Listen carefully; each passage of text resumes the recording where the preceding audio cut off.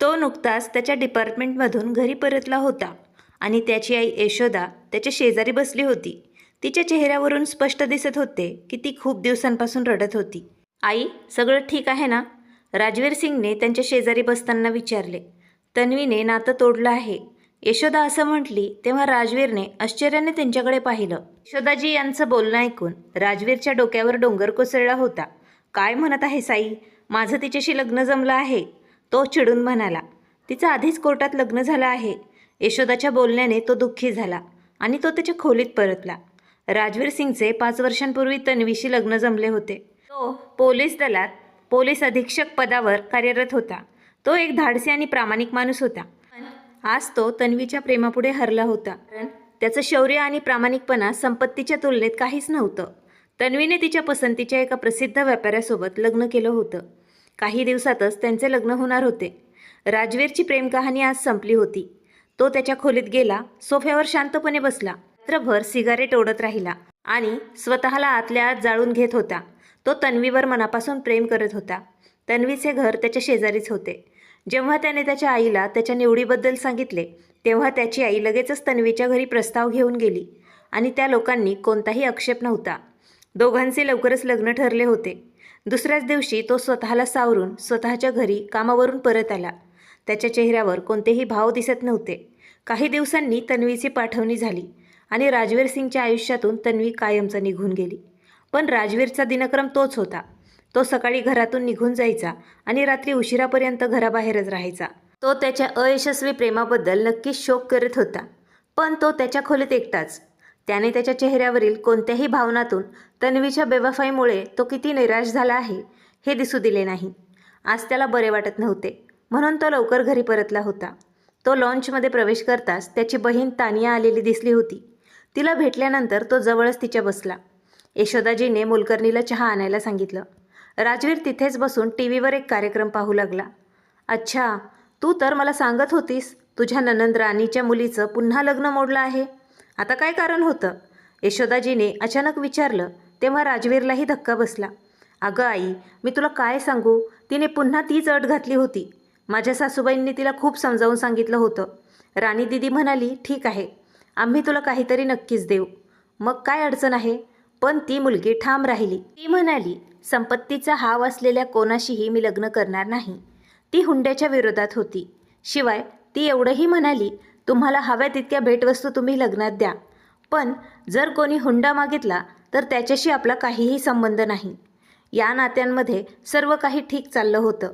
मुलाच्या कुटुंबाने हुंडा स्वीकारण्यासही नकार दिला होता. आम्ही सर्वजण खूप आनंदी होतो. आम्हाला वाटले की ती अखेर समाधानी होईल. पण शेवटच्या क्षणी मुलाची आई चुकून म्हणाली, मला 2 मुली आहेत, फक्त त्या दोघींनाही आनंदी करा. आम्हाला काहीही देऊ नका. माझ्या प्रत्येक मुलीसाठी एक हिऱ्याचा सेट बनवून द्या.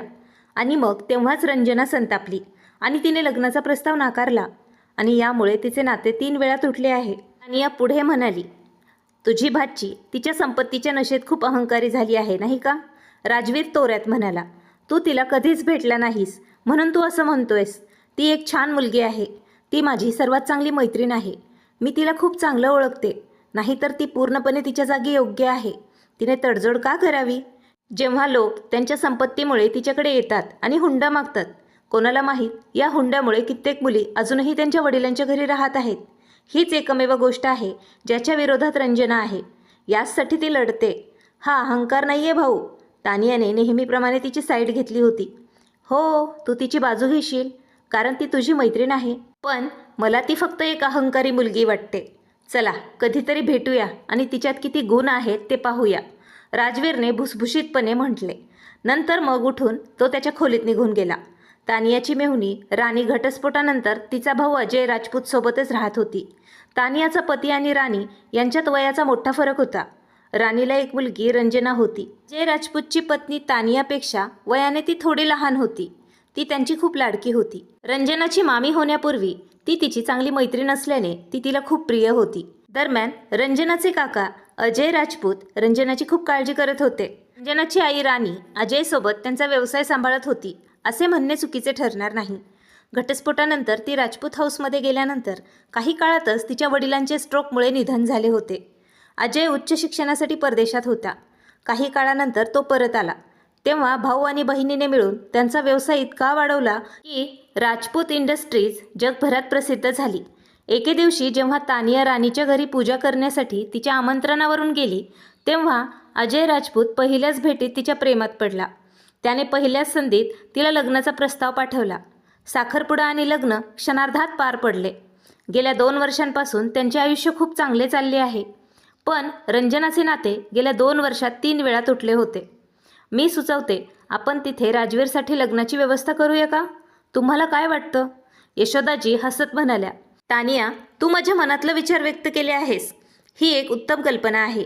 आई, मी आजच जाऊन राणी दिदींशी याबद्दल बोलेन. जर ती सहमत असेल तर लग्न निश्चित झालेच असे समजा. पण त्याआधी तुम्ही राजवीरशी बोलायला हवं, तानिया आनंदाने म्हणाली. आणि मग दोघेही लगेचच राजवीरशी बोलायला त्याच्या रूममध्ये गेल्या. सुरुवातीला त्याने स्पष्ट नकार दिला, पण यशोदाजींच्या रडण्याने तो घाबरला आणि शेवटी त्याने या लग्नाला होकार दिला. तरीही एका श्रीमंत कुटुंबातील मुलीशी लग्न करून तो असे दाखवून इच्छित होता की त्याच्याकडे लग्नाच्या प्रस्तावांची काही कमतरता नाही. एका महिन्यातच त्यांचे लग्न निश्चित झाले आणि लग्नाची तारीख निश्चित झाली. आज राजवीरचं लग्न होतं, पण त्याच्या चेहऱ्यावर आनंदाचा कोणताही प्रभाव दिसत नव्हता. लग्नानंतर लगेचच त्याने रंजनाला निरोप देऊन तिला आपल्या घरी घेऊन आला. पण अचानक त्याच रात्री त्याला एका केससाठी बाहेर जावे लागले, म्हणून तो तिला न भेटताच निघून गेला. रात्री उशिरा राजवीर त्याच्या खोलीत परत आला. एअर कंडिशनरच्या थंडपणाने, मेहंदी आणि फुलांच्या मिश्रित सुगंधाने त्याचे स्वागत केले. त्याने बाजूला असलेल्या लाईटचे बटन चालू केले. तेव्हा खोलीची स्थिती पाहून तो अगदी चकित झाला. बेड साईड टेबलला लावलेला गुलाबांचा हार काढून बाजूला ठेवलेला होता. रंजनाचा जड लेहेंगा अर्धा सोफ्यावर अर्धा जमिनीवर पडलेला दिसत होता. तिचे दागिने ड्रेसिंग टेबलवर विखुरलेले होते. या गोंधळामुळे राजवीरची स्वच्छता आणि नीटनेटकेपणाची सवय खूप बिघडवली होती. क्षणभर त्याला चक्कर आली, पण नंतर त्याची नजर बेडच्या मध्यभागी पडलेल्या त्याच्या नवीन पत्नीच्या चेहऱ्यावर पडली.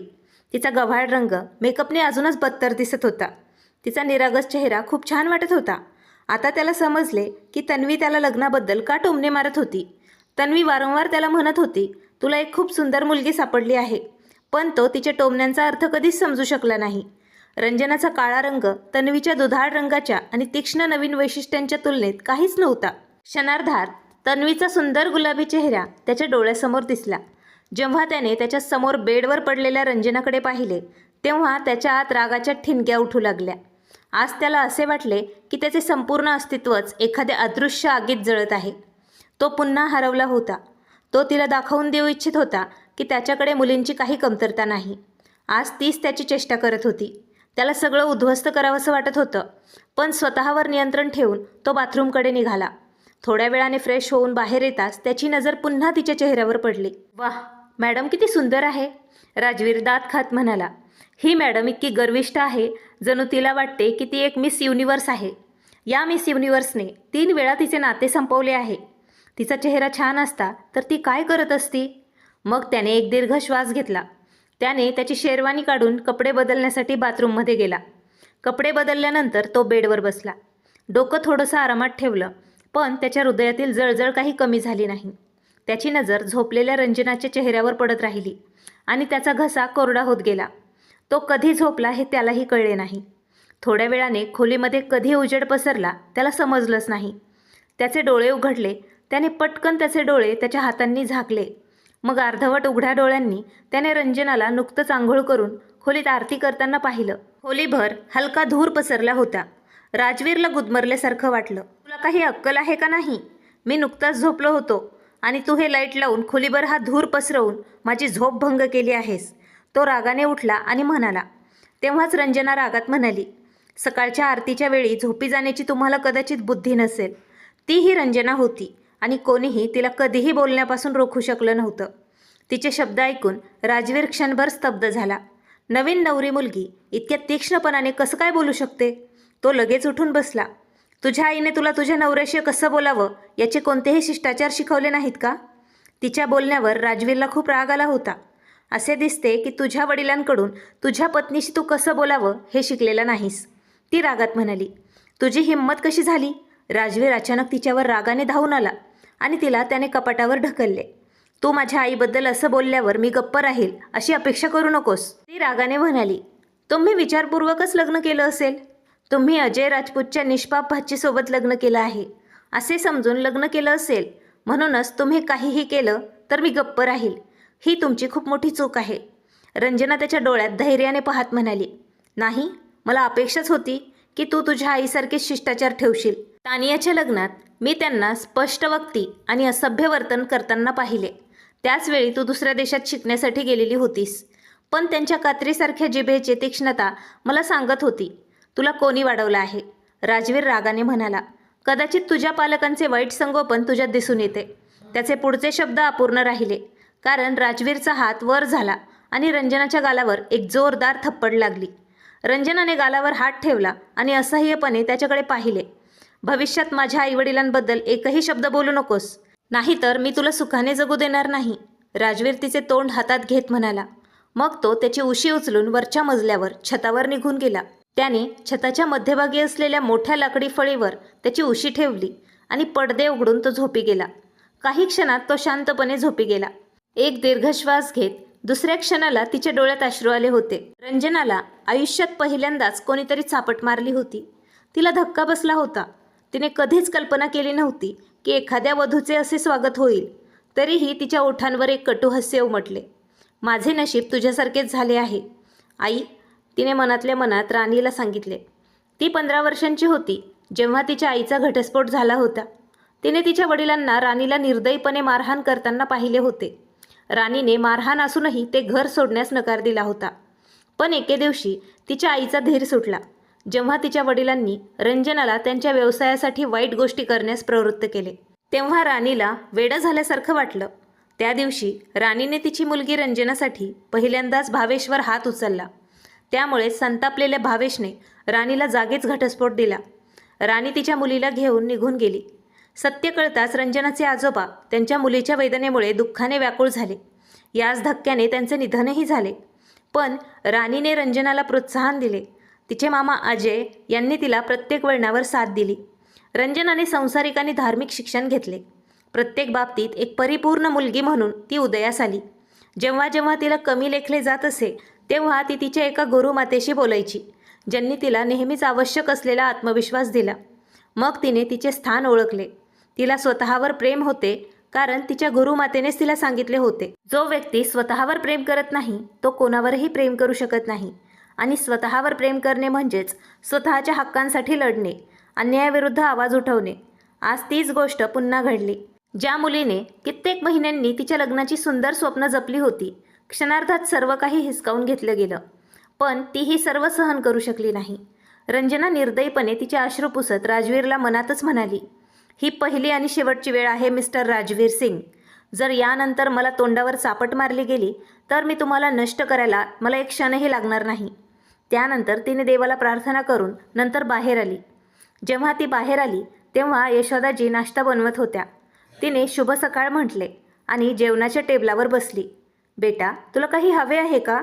त्यांनी संकोचून तिला विचारले. तेव्हा रंजना म्हणाली, हो आंटी, 1 कप चहा मिळेल का? यशोदाजी हसल्या आणि म्हणाल्या, माझ्या राजवीरलाही अशीच सवय आहे. तो सकाळी उठल्याबरोबर चहा पितो. तेव्हाच त्याचे डोळे उघडतात. तो नुकताच बाहेरून आला आहे. मला त्याने चहा बनवायला सांगितलं आहे. आता तू असं कर, तू तुझ्या खोलीत जा. मी तुझ्यासाठी आणि राजवीरसाठी तिकडे चहा पाठवते. यशोदाजी प्रेमाने तिला म्हणाल्या. तेव्हा ती शांतपणे तिथून निघून गेली. परत आली तेव्हा राजवीर त्याच्या वॉर्डरोबसमोर शर्टलेस उभा होता. तिला पाहून राजवीरच्या कपाळावर अनेक आठ्या दिसू लागल्या. तिने हलक्याशा भरतकाम केलेल्या पिवळ्या रंगाची साडी घालून हलका मेकअप केलेला होता. पण तरीही तिने राजवीरचे मन जिंकले नाही. जर तन्वीने तोच रंग घातला असता तर तिच्या सौंदर्याने खोली उजळून निघाली असती.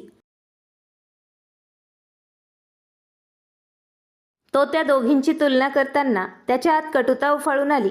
इतक्या सकाळी मला तुझा चेहरा दाखवण्याची काय गरज होती का? तो हसत म्हणाला. राजवीर सिंग, मी पळून आले नाही. तुम्ही मला बँड बाजा बारात घेऊन घ्यायला आले होते. जर तुम्ही पुन्हा माझ्याशी असे वागण्याचा प्रयत्न केला तर मी ते सहन करणार नाही. हे विसरू नका की माझे तुमच्याशी नाते खूप नाजूक आहे. तुमची बहीण माझी मामी आहे. तिने त्याच्या डोळ्यात पाहिले आणि त्याला धमकी दिली. तू स्वतःची लायकी दाखवली आहेस ना? माझी बहीण तुला चांगली मुलगी समजते.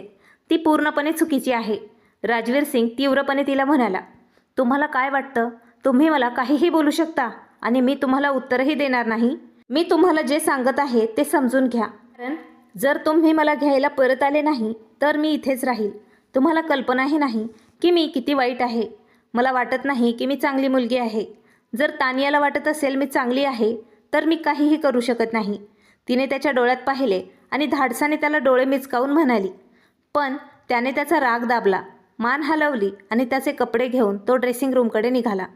ती त्याला धमकी देऊ इच्छित नव्हती, पण तिला त्याच्यासमोर तिचे महत्त्व दाखवायचे होते. जरी त्या दोघांमध्ये काही वाईट घडले असते तर ती अजय राजपूत आणि तानियामध्ये कधीही काहीही बिघाड होऊ देणार नव्हती. कारण ती त्या दोघांवर खूप प्रेम करते. पण तिला राजवीर सिंगला उत्तर देण्याचीही गरज वाटत होती, जेणेकरून तो पुन्हा तिच्यावर हात उचलण्याची हिंमत करणार नाही. नाहीतर तिची अवस्था तिच्या आईसारखीच झाली असती. संध्याकाळी त्यांचे रिसेप्शन खूप आनंदाने पार झाले होते. परंतु त्या दिवशी रात्री राजवीर सिंगला एका मोहिमेसाठी निघावे लागले. ती कामानंतर सर्वांसह घरी परतली होती. जेव्हा तिने तिचे केस पूर्ववत करण्याचा प्रयत्न केला तेव्हा त्यावर जास्त स्प्रे असल्याने केस एकमेकांमध्ये अडकले होते. तिचे केस खूप लांब होते, त्यामुळे ते सोडवणे कठीण झाले होते. म्हणूनच तिने आंघोळ करण्याचा निर्णय घेतला. ती शॉवर घेऊन बाहेर आली आणि कंघी करत असतानाच दार उघडले. राजवीर सिंग आत आला. तो तिच्याकडे पाहता क्षणभर घोटला, पण मग त्याने तिच्याकडे दुर्लक्ष केलं आणि मग पुढे गेला. तो अडखळून पुढे आला तेव्हा ती घाबरली. काय झालं?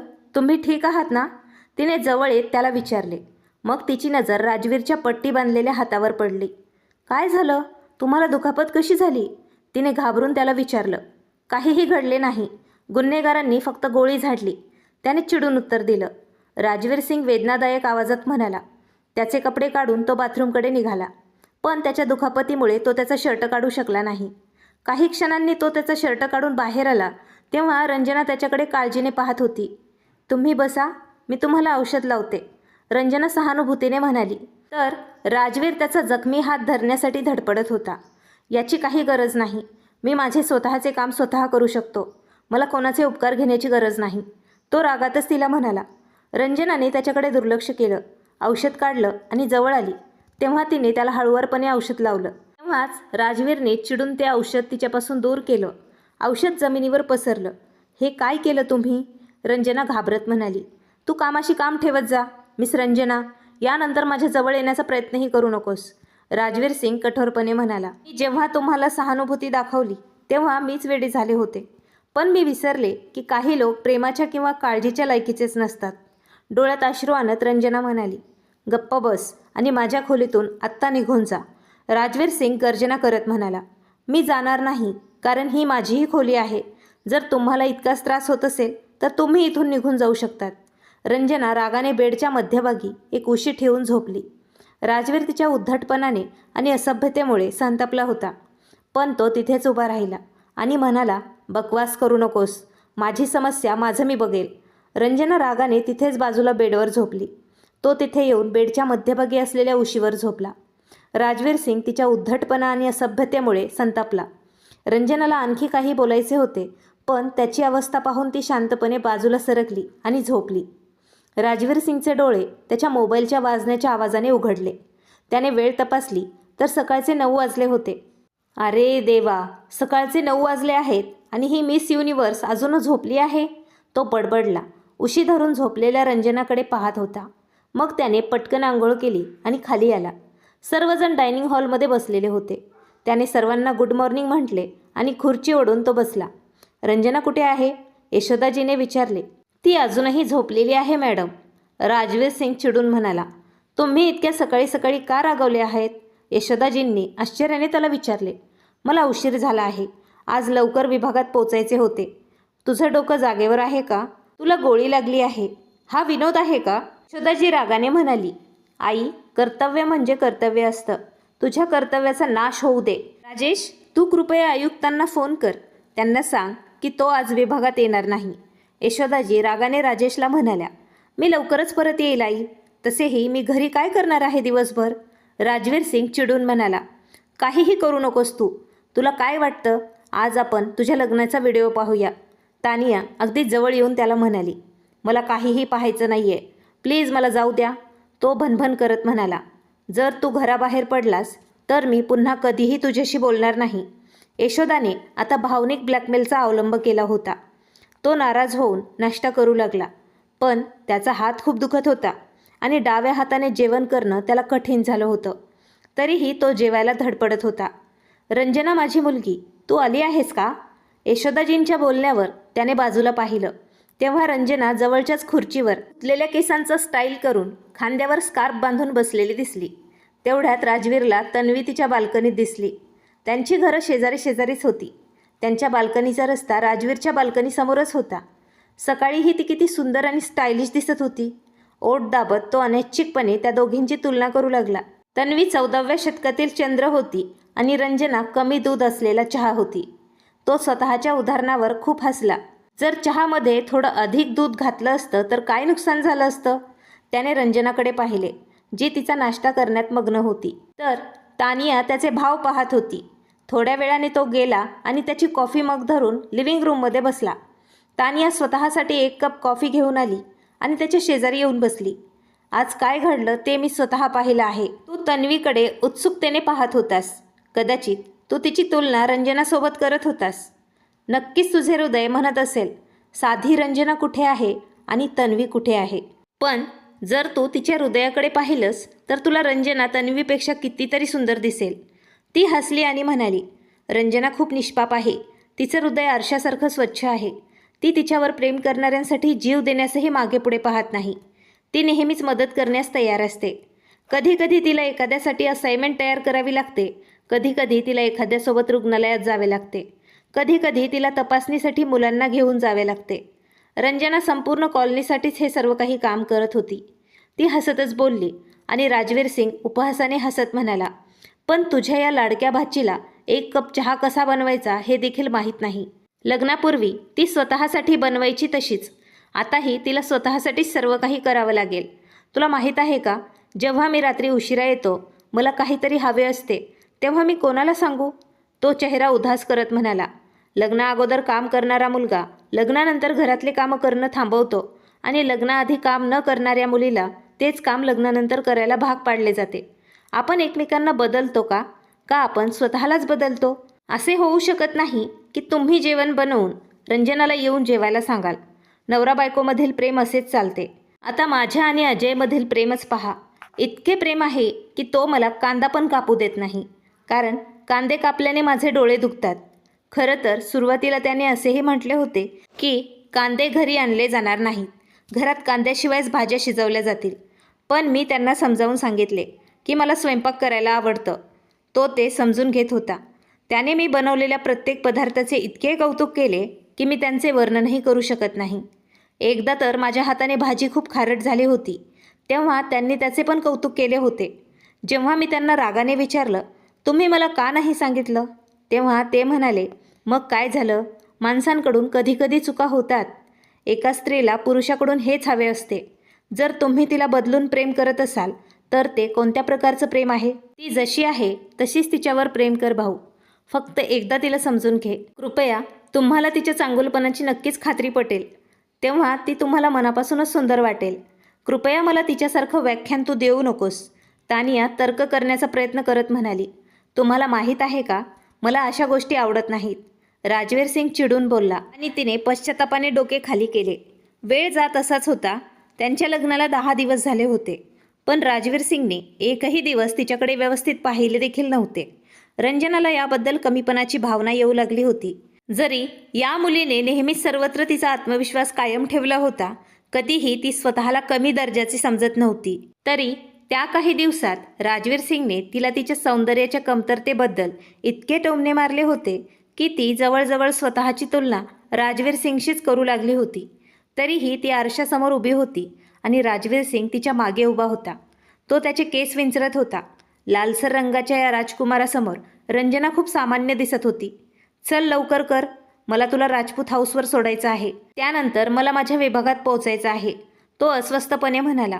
तेव्हा रंजनाने शांतपणे तिचा मोठा स्कार्फ तिच्या दोन्ही खांद्यावर ओढला. हे सोबत वाहून नेणं आवश्यक आहे का? तू याशिवाय जाऊ शकत नाहीस का? राजवीर सिंग रागाने म्हणाला. तुम्हाला माहीत आहे का, स्त्रीला स्त्री का म्हणतात? ती लपवून ठेवण्याची गोष्ट आहे आणि मी त्यामुळे स्कार्फ सोबत घेऊन जाते, कारण मला असं दाखवण्यात काही रस नाही, ती स्पष्टपणे त्याला म्हणाली. नंतर मग ती बाहेर पडली. तो तिला राजपूत हाऊसवर सोडून त्याच्या विभागात निघून गेला होता. त्याच संध्याकाळी तो थेट तिथे परतला. जेवणानंतर सर्वजण बैठकीच्या खोलीत बसले होते. अजय राजपूतने त्याच्या लग्नाच्या वाढदिवसानिमित्त तानियाला एक सुंदर घर भेट दिलं होतं. माझी भेट? रंजनाने पटकन हात पुढे केला. कसली भेट? अजयने मुद्दाम तिला चिडवले. तुम्ही मला अजून माझ्या लग्नाची भेट दिली नाही. ती ओरडली आणि म्हणाली. ठीक आहे, तुमची भेट घ्या. अजयने तिला त्याच्या गाड्याच्या चाव्या दिल्या आणि म्हणाला, वाह, धन्यवाद मामा, तुम्ही सर्वात चांगले मामा आहात. अरे अजय, तुम्ही तिला तुमची गाडी का देत आहात? तुम्ही ती गाडी गेल्या महिन्यातच खरेदी केली होती. राणी त्याला म्हणाली. आई, तू कृपया गप्प राहा. तुमच्या लाडक्या भावाला ती आवडलीच नाही, तर मला ती खूप आवडते. जरी मामा मला गाडी देईल तरी तो माझ्या वाट्यातूनच देईल. शेवटी त्यांनी त्यांच्या मालमत्तेचा अर्धा भाग तुझ्या आणि माझ्या नावावर केला आहे. रंजना गाडीच्या चाव्या वर फेकत म्हणाली. अरे देवा, ही मुलगी कधीही सुधारू शकत नाही. दीदी, आता माझ्या राजकुमारीला काहीही तू बोलू नकोस. जर तिचे काही छंद असतील तर ते तिला पूर्ण करू दे. अजयने तिच्या भोवती हात फिरवत म्हटले. हे सर्व तुझे दान आहे. तुझ्या लाडानेच तिला बिघडवले आहे. बघ, इथे तानिया देखील आहे. तिला सर्व स्वयंपाक करता येतो, पण तिला चपात्या कशा बनवायच्या हे देखील माहीत नाही. राणीजींनी रंजनाला फटकारले. अगं आई, तू माझ्या स्वयंपाकावर नेहमीच का फिरून येतेस? रंजना चिडून म्हणाली.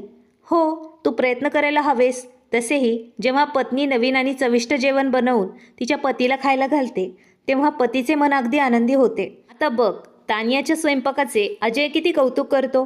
तो नेहमीच आनंदी दिसतो. राणीजी तिला समजून सांगत होत्या, पण तिला समजणार नव्हते. तिने लगेच विषय बदलला आणि व्यवसायाबद्दल बोलू लागली. चला मग घरी जाऊया. काही वेळाने राजवीर सिंग तिला म्हणाला. पण बाहेर मुसळधार पाऊस पडत आहे. अशातच तुमचे जाणे योग्य वाटत नाही. मला वाटतं तुम्ही आता इथेच राहावे. तुम्ही सकाळी निघू शकतात. अजय त्यांना म्हणाला. अहो नाही, मी दुसरीकडे कुठेही झोपू शकत नाही. तो पटकन म्हणाला. प्लीज, आज आपण इथेच राहूया ना? रंजना विनवणी करत म्हणाली. ठीक आहे रंजना, तू इथेच राहा आणि भाऊ पण इथेच राहील. हा माझा आदेश आहे. तो कसा माझी आज्ञा मोडू शकतो मी पाहतेच. तानिया रागाने त्याला म्हणाली. पण कृपया राजवीर, कृपया तू आग्रह करू नकोस. तानियाने त्याला डोळ्यांनी इशारा दिला. राजवीर खूप चिडला. रंजना बेटा, राजवीरला तुझ्या खोलीत घेऊन जा, राणी म्हणाली. रंजना मान हलवत राजवीरला तिच्या खोलीत घेऊन गेली. राजवीरने जेव्हा तिच्या खोलीचे दृश्य पाहिले तेव्हा तो थक्क झाला. तिथे डेको पेंट आणि त्याच रंगाच्या पडद्यांनी बनलेला एक जहाजाच्या बाजूला बेड होता. समोरच्या भिंतीवर एक वॉर्डरोब होता आणि टेरेसच्या बाजूला एक वेगळी जागा तयार केलेली होती, जिथे 2 खुर्च्या आणि एक टेबल एकमेकांसमोर ठेवलेला होता. राजवीरच्या तोंडातून शब्द बाहेर आले. छान आहे रूम. मला माहीत आहे ही आमच्या घरातील सर्वात मोठी आणि सर्वात सुंदर खोली आहे. माझ्या मामांनी ती खास माझ्यासाठीच बनवली होती. छान. मला सुंदर गोष्टी खूप आवडतात. तुमची खोली खरोखरच सुंदर आहे. मी नेहमीच सुंदर गोष्टीची प्रशंसा करतो. राजवीर म्हणाला. तुम्ही फक्त सुंदर गोष्टींचेच कौतुक करत नाही, तर कमी सुंदर लोकांचंही कौतुक करतात. ती पूर्णपणे हेवा करत म्हणाली. मग ती ड्रेसिंग रूमकडे कपडे बदलण्यासाठी गेली आणि तो तिच्या मागे टेरेसवर गेला. त्याने पडदे उघडले आणि चांदण्यांचा मंद प्रकाश हात आला. वाह, अद्भुत. राजवीर सिंग त्याच्या विचारात हरवून म्हणाला. तुम्ही काय पाहत आहात? रंजना केसांचा आंबाडा बांधत राजवीरला म्हणाली. चंद्राला. माहीत आहे, मी नेहमीच सुंदर गोष्टींकडे आकर्षित होतो. जर तू तुझ्या खोलीत एवढी सुंदर असतीस तर कदाचित तू आणि मी आता खूप जवळ आलो असतो. लग्नापूर्वी मला माहीत नव्हतं की तू सुंदर नाहीस. तुम्हाला कोणी सांगितलं की मी सुंदर नाही? आणि तुम्हाला कसे वाटले की मी सुंदर नाही? देव म्हणतो त्याने सर्व मानवांना सर्वोत्तम बनवलं आहे. तुमच्या बाबतीतही तुम्ही सुंदर गोष्टींकडे आकर्षित आहात. हे तुमचं स्वतःचं मत आहे. सत्य हे आहे की एखादी व्यक्ती ज्याच्याकडे आकर्षित होते ते आपोआप त्याला सुंदर दिसू लागतं. तुम्हाला माझ्याकडे आकर्षित व्हायचेच नाही, मग मी तुम्हाला सुंदर कशी दिसू शकते? जेव्हा कोणी एखाद्या गोष्टीकडे आकर्षित होतं तेव्हा ते सर्व चांगलं वाईट विसरून जातो. जसे तुम्ही तन्वीच्या बाबतीत करतात. तुम्ही तिच्या सौंदर्याची प्रशंसा करतात. तुम्ही तिच्या इतर कमतरतांकडे दुर्लक्ष करतात. ती हलकेसे स्मितहास्य करत पण आत्मविश्वासपूर्ण स्वरात म्हणाली. तिच्या शब्दांमध्ये लपलेले दुःख पाहून राजवीर लाजला. मला माफ करा, मी तुम्हाला अशी कोणतीही आशा देऊ इच्छित नव्हतो की मी तुमच्यावर प्रेम करेल. पण मी तुला तुझे सर्व हक्क नक्कीच देईल. मला माहीत आहे की पुरुषांनाही स्त्रियांइतक्याच भावना असतात आणि तू एक तरुण मुलगी आहेस. तुलाही तुझ्या पतीच्या सहवासाची अपेक्षा असेल. मी तुला तुझे हक्क देण्यासाठी स्वतःला तयार केलं आहे. मी एकदा प्रेम केलं आणि ते प्रेम मी गमावलं. म्हणून आता मी आयुष्यभर प्रेम करू शकणार नाही. राजवीर थकल्यासारखं म्हणाला. मला तुमच्याकडून कोणतेही हक्क नको आहेत. जेव्हा प्रेमच नाही, आदर नाही, तेव्हा तुम्ही कोणता हक्क पूर्ण करणार आहात? पत्नीचा पहिला हक्क म्हणजे प्रेम आणि आदर मिळवणं. तुम्ही माझा पहिला हक्क भंग करत आहात आणि मला सांगत आहात की माझे सर्व हक्क तुम्ही पूर्ण करणार. लग्न म्हणजे फक्त 2 शरीरांचं मिलन आहे का? नाही मिस्टर राजवीर सिंग. कारण एखाद्या व्यक्तीला दुसऱ्या कोणाचे शरीर मिळू शकते, पण देवाने प्रेम आणि आदरावर आधारित पती पत्नीचं नातं निर्माण केलं आहे. रंजना कडवटपणे म्हणाली. हे बघा, कृपया मला तुम्ही व्याख्यान देऊ नका. मला ते अजिबात आवडत नाही. राजवीर नाखुशपणे म्हणाला. रंजनाने त्याच्या बोलण्यावर मान हलवली आणि बेडकडे निघाली. तो बराच वेळ खिडकीजवळ उभा राहिला. मग रंजना झोपल्यानंतर तो तिच्या दुसऱ्या बाजूला झोपायला गेला. नेहमीप्रमाणेच तो अलार्म घड्याळावर उठला आणि त्याचं डोकं गरम झालं होतं. सकाळी खोलीत धूपचा धूर करणारी रंजना पाहून ही कधीच सुधारणार नाही, राजवीर सिंग चिडून बडबडला आणि नंतर बाथरूमकडे निघाला. जेव्हा तो फ्रेश होऊन बाहेर आला तेव्हा रंजना गीता वाचत होती. थोड्या वेळाने दार वाजले आणि तानिया चहा घेऊन आत आली. रंजना, तुझा चहा. तानिया हसली आणि म्हणाली. अरे धन्यवाद माझी प्रिय मामी, तू खूप छान आहेस. वाह, काय चहा आहे. मी शपथ घेते, मी असा चहा खूप दिवस झालं पीत आहे. ती गरम चहाचा घोट घेत म्हणाली. राजवीरने तिच्याकडे नापसंतीने पाहिले. तुम्ही चहा पित नाहीत का? लग्न झालं त्या दिवसापासून मी तुम्हाला खूप वेळा चहा पिताना पाहिलं आहे, रंजनाने अचानक विचारलं. तेव्हा राजवीर म्हणाला, मी चहा पितो पण रिकाम्या पोटी नाही. सकाळी फिरायला गेल्यानंतर मी माझं एनर्जी ड्रिंक आणि काही फळे घेतो, मग मी चहा पितो, जेणेकरून माझे डोळे पूर्णपणे उघडतील. आम्ही सकाळी इतक्या लवकर रिकाम्या पोटी जळत नाही, म्हणूनच आम्ही इतके गोरे आहोत. राजवीर शेवटी उपहासाने म्हणाला. पण आम्ही राजपूत खूप चहा पितो, तरीही आमचा रंग गोरा असतो. तुम्ही आणि गोऱ्या कसं काय आहे मॅडम? राजवीर उपहासाने म्हणाला. तुम्ही सोडून सगळेच असे म्हणतात. तसे ही गोरी त्वचा प्रत्यक्षात माझीच आहे. तुम्हाला पाहून असे वाटते पांढरा कागद किंवा काही आजार झाल्यासारखं दिसतं. आजार म्हणजे? राजवीरला आश्चर्यचकित केलं. म्हणजेच चेहऱ्यावर पांढरे डाग. राजवीर दात खात म्हणाला. हो. तिने जोरात मान हलवली. तुम्ही अविश्वसनीय आहात. राजवीर चिडून म्हणाला. मलाही हेच वाटतं. रंजना रागाने म्हणाली. तुम्ही पाहिले का ती माझ्याशी कसं बोलते? राजवीर तानियाला म्हणाला. या बिचारीला मध्ये आणू नका. रंजना डोळे मोठे करत म्हणाली. तुम्ही दोघं भांडत राहा, मला कामं करायची आहेत, तानिया म्हणाली आणि पटकन तिथून निघून गेली. तू कधीही थेट बोलू शकत नाहीस का? राजवीरने तिच्याकडे कठोरपणे पाहिले आणि म्हणाला. तुम्ही अगोदर सुरुवात केली. ज्या दिवशी तुम्ही माझ्याशी थेट बोलणार त्या दिवशी मी पण तुम्हाला चांगलं बोलेल. पतीचा अनादर करणे हे पाप आहे. तेव्हाच रंजना म्हणाली. वारंवार पत्नीला तुच्छ लेखणं आणि तिचे हक्क नाकारणं, त्याबद्दल तुम्हाला काय वाटतं? तिने पटकन उत्तर दिलं. पण राजवीरची तीक्ष्ण नजर पाहून ती अचानक घाबरली आणि तिला जाणवले की ती चुकीची बोलली आहे. तर तुला तुझे हक्क हवे आहेत? मी काल रात्रीच तुला तुझे हक्क देण्यास तयार झालो होतो, पण तूच नकार दिलास. राजवीर हसला आणि जवळ येत म्हणाला. मला झोप येत आहे. तिने रिकामा मग बाजूच्या टेबलावर ठेवला. पटकन चादर तिच्यावर ओढली आणि झोपी गेली. काही क्षणांनी दार ठोठावले गेले आणि राजवीर ते उघडण्यासाठी उठला. बेटा, सर्वजण खाली नाश्त्यासाठी तुमचीच वाट पाहत आहेत. सुनीता आत्या त्यांना म्हणाली. हो आत्या, आम्ही 10 मिनिटातच येत आहोत. मग रंजनाला हाक मारली. जेवण झाल्यावर ते घरी निघाले. नेहमीप्रमाणेच राजवीर घरी येताच तयार झाला. तो पोलीस स्टेशनला निघून गेला. त्या संध्याकाळी तो घरी परतला तेव्हा तो लॉन्च पाहून थक्क झाला. यशोदाजी सोफ्यावर बसल्या होत्या, तर रंजना त्यांच्या मागे उभा होती. रंजना त्यांचे पाय मॉलिश करून देणार होती. अरे बेटा थांब, यशोदाजी प्रेमाने म्हणाल्या. ठीक आहे आई, मला ते आवडतं आणि मी माझ्या आईलाही अशाच प्रकारे मॉलिश करते. तुम्हाला बघा, खूप आराम वाटेल. तुमच्या दुखणाऱ्या पायांसाठी आणि तुमच्या साखरेची पातळी खूप जास्त झाली आहे. याचसाठी ही एक उत्तम थेरपी आहे. आजपासून तुम्ही फक्त मी ठरवलेलाच आहार घेणार आहात. तुम्हाला दिसेल की तुमचे पाय दुखणे अचानक कमी होईल. जेव्हा आपण काहीतरी असामान्य गोष्टी खातो तेव्हाच आपले पाय दुखू लागतात, साखरेच्या पातळीमुळे. रंजनाचा आवाज त्याच्या कानांवर पडला. तो तिच्याकडे उत्सुकतेने पाहत तिच्या जवळ आला. अरे, तू आलास बेटा? यशोदाजींनी विचारले आणि त्याने पटकन त्यांचे आशीर्वाद घेतले. तो त्यांच्या शेजारी सोफ्यावर बसून तिच्याकडे पाहू लागला. ती नेहमीप्रमाणेच खूप सुंदर आणि चांगल्या सूटमध्ये होती, पण साधारण दिसत असूनही खूप निरागस वाटत होती. मग ती मसाज संपवून तिच्या खोलीत गेली. राजवीरही तिच्या मागे खोलीत आला. बरं झालं, जेवण बनवून नाही तर सासूची सेवा करून तरी तू तुझ्या सासूचे मन जिंकतेस.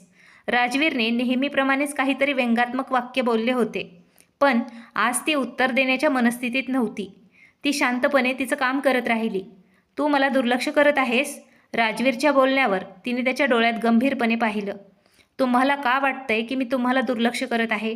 आपल्यात असा कोणता संबंध आहे ज्यामुळे आपण एकमेकांकडे दुर्लक्ष करावं किंवा एकमेकांना वेळ द्यावा? ती उदास हास्य करत म्हणाली. बरं, ते ठीक आहे. मी तुला मॉलिश करताना पाहिलं आहे. तू त्यात खूप कुशल दिसत आहेस. माझ्या डोक्यावरही थोडी मॉलिश करून दे. राजवीर विनोदाने तिला म्हणाला.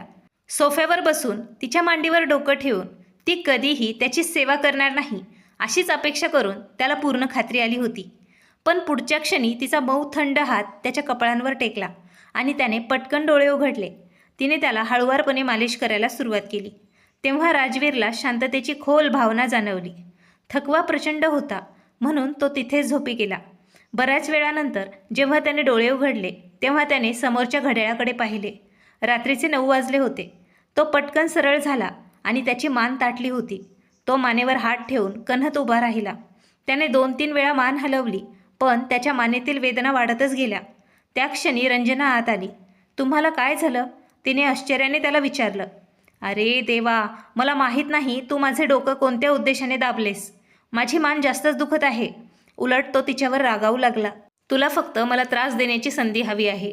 यात पण माझीच चूक आहे का? मी तुमचं डोकं दाबत होते, तुम्ही झोपी गेलात. मी 2-3 वेळा तुम्हाला हाक मारली, पण तुम्ही गाढ झोपेत होतात. मला वाटलं तुम्ही थकले आहात म्हणून मी बाहेर गेले. ती कडवटपणे म्हणाली. हो, तू मला जोरात हलवू शकली असतीस तेव्हा मी उठलो असतो. मी कधीच असं झोपत नाही. त्याच्या मानेवर हात ठेवत तो चिडून म्हणाला. इथे सोफ्यावर बसा, मी आत्ताच तुम्हाला मसाज करून देईल. लगेच तुम्हाला बरं वाटेल. ती गंभीरपणे त्याला म्हणाली. तुझे खूप कौतुक आहे. मला आता तुझ्या दयाळूपणाची काही गरज नाही.